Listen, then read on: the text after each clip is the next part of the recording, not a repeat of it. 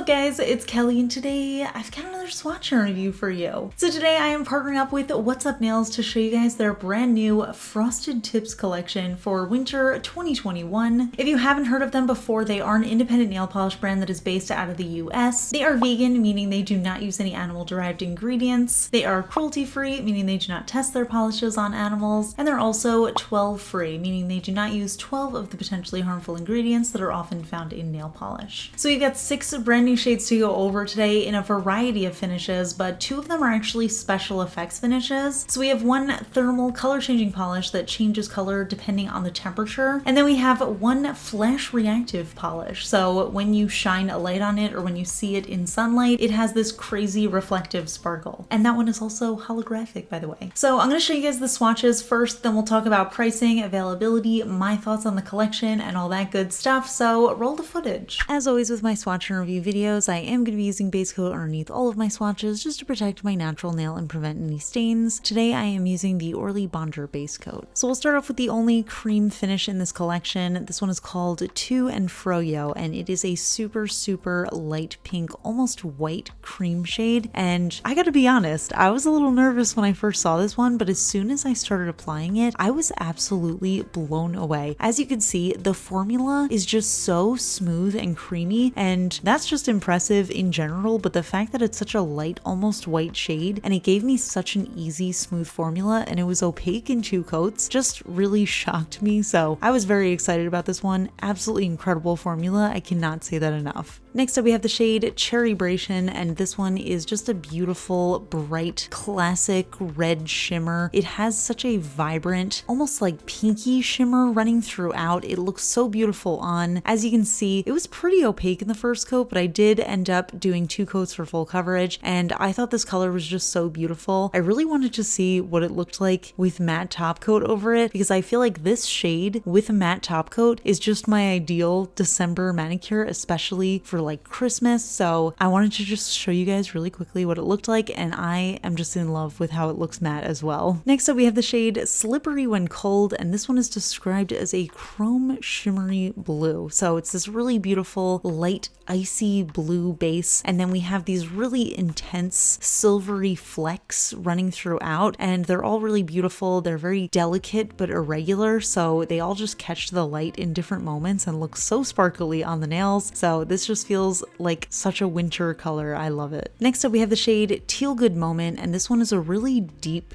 teal, almost jelly-like base that has these iridescent glitters running throughout that shift from gold to green. So there's definitely a lot going on in this polish. As you can see, with that jelly-like formula, the more coats you do, the deeper that color is going to get. So I was really satisfied with how it looked in 2 coats. I thought it looked very similar to how it was in the bottle. It deepened up that beautiful teal base a lot, and it also gave a lot of depth of that glitter. Again, we've just been having such amazing formulas. I haven't mentioned it aside from that first polish, but all of the formulas are just so smooth and creamy and very self-leveling. So very beginner friendly brand. So onto these specialty finishes. This first one is called The Glint Life, and this one is a flash reactive glitter. So this one is actually also holographic, which you can see in my regular lighting. And as you can see on the first coat, it's pretty sheer. I think you could actually get away with wearing this one as a topper as well, but I wanted to see it as a full coverage manicure. Honestly, I actually like the way that it looked in 2 coats. You guys know I like a little bit of visible nail line. It just feels like a fun vibe for me. But in 3 coats, I was able to get full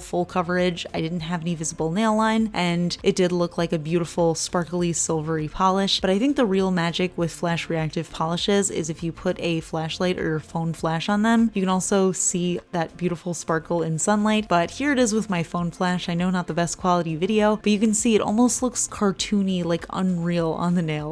So absolutely love this flash reactive color. And then the second specialty finish is the shade Pump the Rakes, which like I said is a thermal color changing nail polish. So this one starts off in its cool state as a deep brown base, and then we have these pink to gold iridescent flakies running throughout, and then when it's warm it actually shifts into this really soft peachy pink color. So as you can see, it's definitely difficult to show because as I apply it, it goes from its cold state into a little bit of a warmer state, but it did give me perfect coverage in 2 coats. So I took some water, as I generally do with my color changing polishes. So I've got warm water on the right and cold water on the left, and you can see I was actually a little bit cold when I was doing this swatch video. So it kept on shifting back into that deep brown in its cold state, but as soon as I dipped it into the warm water, it immediately shifted into that beautiful peachy pink color. So it's a very sensitive reaction. You don't actually need water in order to see that shift. It just depends on the temperature of your nails and your skin, and it's just super sensitive. It really reacts very easily. So here are all the shades together, and I have to say, this is just a really fun collection. I love seeing such a diverse amount of different types of finishes in here. There's really something for everyone. I love the 2 specialty finishes, but most of all, I just loved the formulas of these. So don't worry, I'm gonna rant a lot about it in the next 2 minutes. So let's just head on back to regular Kelly and we can hear her talk about it for a while. So those are the polishes, and I have to say, I am incredibly impressed with these. I feel like that first shade, To and Froyo, really set the tone for how I felt about the formula in general, because let me tell you, I was honestly not expecting it to be that easy and smooth to work with. And I feel like cream formulas are definitely the hardest to get right. So when an indie brand does them right, I am always incredibly impressed. But I just feel like in general with all the polishes, the formulas were so smooth. They were incredibly self-leveling. That wide flat brush with the rounded edge made it so easy to apply that I didn't have to do any cleanup. And they also actually dried pretty quickly. So yeah, overall, definitely impressed with this collection. Really impressed with the formulas. I like that there's a little something for everybody. And I like that the shades have some holiday vibes to them, but they aren't specifically holiday polishes. So all of these polishes are available from What's Up Beauty. They come in 11 milliliter bottles, and like I said, they do have that wide flat brush with the rounded tip, which makes it super easy for application. And each of the shades retails for $12.75 USD each, but you do get a 10% off discount if you purchase the entire collection of 6. So instead of $76.50 USD, you're paying $68.85 USD. So I'm gonna link everything down in the description. You guys can check that out if you're interested, but I'm curious to hear from you guys. What do you think of this collection? Which polish is your favorite? Which finish is your favorite out of all of the different finishes that we got to see today? If you enjoy my swatch and review videos, please give this one a thumbs up. And if you're not already subscribed to my channel, please consider subscribing. I put out new videos every Tuesday, Friday, and Sunday. Huge shout out to my Cosmic Admirals on Patreon, Amanda M, Braxton Scott, and Rocket Man's daughter. I really appreciate your support, and I will see you guys in my next video.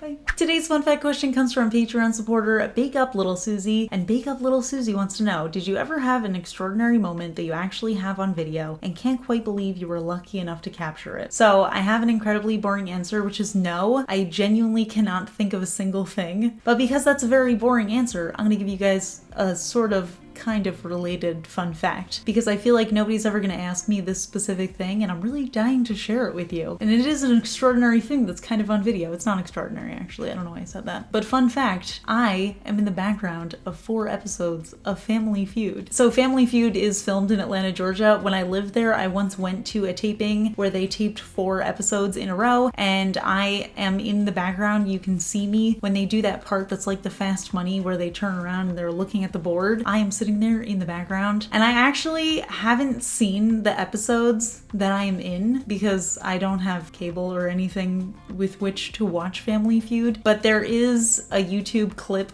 of the Fast Money of one of the episodes, and you can see me in the background. I don't know if I'm gonna get in trouble for showing you guys it, so I'm not gonna show you the whole clip, but I'll post a little screen grab and you can see my very blurry face. That's something that was captured on video. That's kind of cool. It was definitely an interesting experience, but I gotta tell you, I don't think I would do it again, to be honest, because I really had to go to the bathroom the whole time and we weren't allowed to get up. Alright, that's it. I'll see you guys in my next video. Bye!